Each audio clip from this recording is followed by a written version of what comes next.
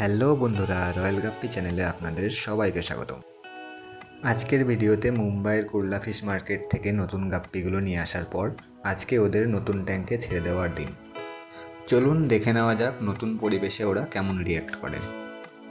এই ব্যাগটার মধ্যেই রয়েছে আমার নতুন গাপ্পি কালেকশন। প্রথমেই বের করলাম লাইভ অ্যাকোরিয়াম প্ল্যান্ট, তারপর রয়্যাল গাপ্পি ফুড, এরপর দেখুন নতুন ফিমেল গাপ্পিগুলো, আর সবশেষে সুন্দর রঙের মেল গাপ্পিগুলো। পুরো কালেকশনটা দেখতে সত্যিই দারুণ লাগছে।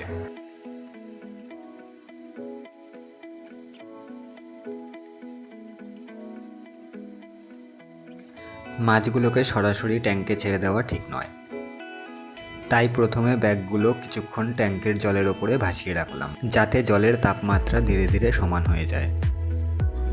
এই সময়টায় মাছগুলোকে একটু শান্তভাবে মানিয়ে নিতে দেওয়া খুব জরুরি।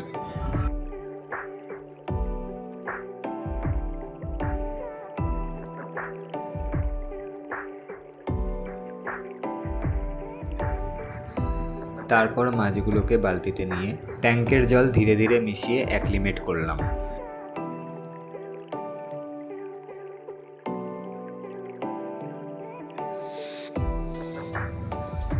সবশেষে মাছগুলোকে আলতো করে নতুন ট্যাঙ্কে ছেড়ে দিলাম।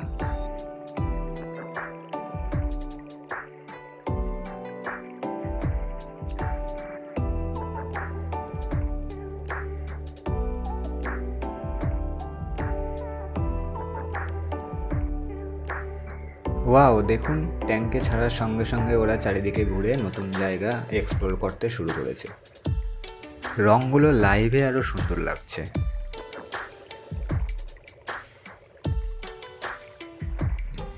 এই ট্যাঙ্কে আমি কিছু লাইভ প্ল্যান্ট যোগ করেছি, যাতে মাছগুলো একটু ন্যাচারাল পরিবেশ পায়।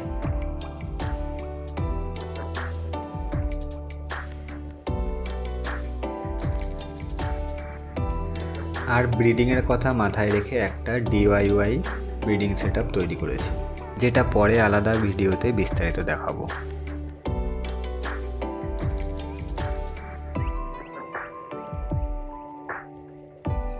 কয়েক মিনিট পর্যবেক্ষণ করার পর মনে হলো নতুন গাপ্পিগুলো বেশ ভালোভাবেই মানিয়ে নিচ্ছে।